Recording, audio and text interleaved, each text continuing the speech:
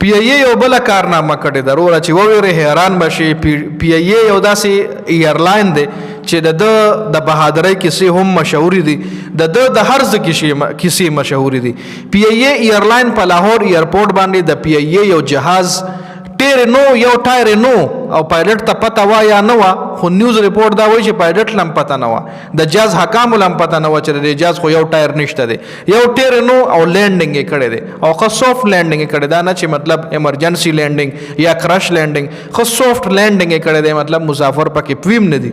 او ډېر نیوز دا ریپورټ هم ورکوي چې پایلټ لم پته نه وا چې د جهاز خو یو ټایر نشته, خو چونکې دا خو امپوسیبل ده ځکه د ټایرونو سره کیمره لګېدلې وي چې هغه دننه پایلټ لا ښکاري چې څه ټایم دا لینډینګ ګیرز دی ویلی شي, د جهاز ټایرونو ته لینډینګ ګیرز ویلی شي. څه ټایم چې دا لینډینګ ګیر راښکته شي پایلټ لا ښکاره شي چې ټایرونه راکوز شو.